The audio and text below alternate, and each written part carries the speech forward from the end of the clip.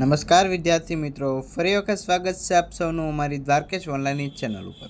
તો આજે આપણે વાત કરવાના છીએ રેલવે સહાયક લોકો પાયલોટમાં જે ભરતી આવી છે તેના વિશે। તો આ ભરતી માટે કુલ જગ્યાઓ કેટલી રહેવાની છે, પગાર ધોરણ શું છે, લાયકાત શું છે, પસંદગી પ્રક્રિયા કઈ રીતની છે, આ તમામ પ્રકારની માહિતી આજના વિડીયોમાં મળી જશે। પરંતુ વિડીયો શરૂ કરતા પહેલાં તમે જો અમારી દ્વારકેશ ઓનલાઈન ચેનલ ઉપર નવા જોડાના હોય તો ચેનલને સબસ્ક્રાઈબ જરૂરથી કરી દેજો, કારણ કે તમને આ ચેનલ ઉપર આવા જ નવા ભરતીના અથવા તો યોજનાના વિડીયો સમયસર મળી રહેશે। તો આપનો વધારે સમય ન બગાડતા આજનો વિડીયો આપણે શરૂ કરીએ। સૌપ્રથમ આપણે વાત કરી લઈએ ભાઈ પોસ્ટ વિગતો માટે। તો પોસ્ટ નામમાં જોઈએ તો સહાયક લોકો પાયલોટ રહેશે, જેમાં કુલ જગ્યા 9,970 રહેશે। નોકરીના સ્થાનની વાત કરીએ તો સમગ્ર ભારતમાં ટોટલ 16 ઝોનમાં જે છે આ ભરતી રહેશે।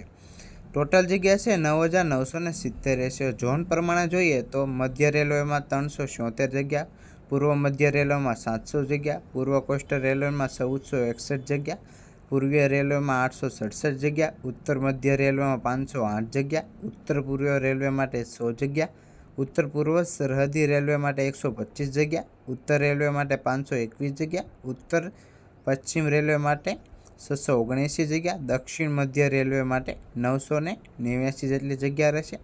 ત્યાર પછી જોઈએ દક્ષિણ પૂર્વ મધ્ય રેલવે માટે 567 જગ્યા, દક્ષિણ પૂર્વ રેલવે માટે 921 જગ્યા, દક્ષિણ રેલવે માટે 510 જગ્યા, પશ્ચિમ મધ્ય રેલવે માટે 759 જગ્યા, પશ્ચિમ રેલવે માટે 885 જગ્યા અને મેટ્રો ટ્રેન માટે 225 જેટલી જગ્યા રહેશે। આમ ટોટલ 9,970। ત્યાર પછી વાત કરીએ શૈક્ષણિક લાયકાત, તો 10 પાસ પ્લસ આઈટીઆઈ અથવા તો એન્જિનિયરિંગમાં ડિપ્લોમા અથવા તો ડિગ્રી કમ્પ્લીટ કરેલી હોવી જોઈએ।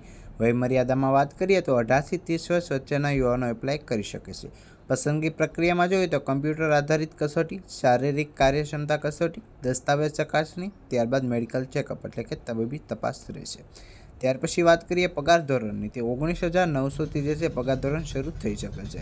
અરજી ફીમાં વાત કરીએ જનરલ ઓબીસી માટે 500 રૂપિયા રહેશે, જ્યારે એસટી એસસી, ફિઝિકલ હેન્ડીકેપ અથવા તો ભૂતપૂર્વ સૈનિકો માટે 250 રહેશે। હવે અરજી કેવી રીતે કરવી તેની પણ આપણે વાત કરી લઈએ તો આના માટે તમારે ઓનલાઈન અરજી કરવાની રહેશે।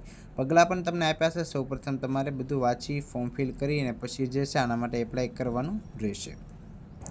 મહત્વપૂર્ણ તારીખોમાં આપણે વાત કરી લઈએ તો ચોથા મહિનાની 10 તારીખે આના માટે ફોર્મ ભરાવાના શરૂ થઈ ગયા છે અને 5મા મહિનાની 9 તારીખ સુધી જે છે આના માટે ઓનલાઈન તમે એપ્લાય કરી શકશો, ફોર્મ ભરી શકશો।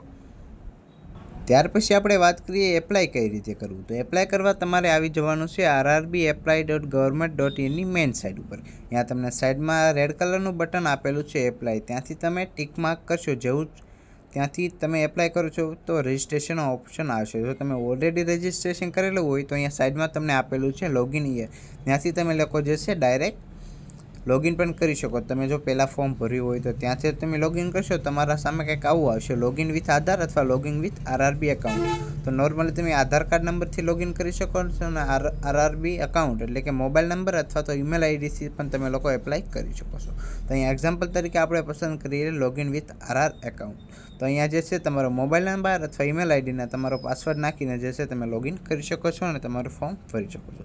તો વિદ્યાર્થી મિત્રો, તમને અમારો વિડીયો સારો લાગ્યો તો વિડીયોને લાઇક કરી દેજો અને આવા જ નવા વિડીયો જોવા માટે અમારી દ્વારકેશ ઓનલાઈનની ચેનલને સબસ્ક્રાઈબ જરૂરથી કરી દેજો। તો મળીએ મિત્રો આપણે નવા વિડીયોમાં।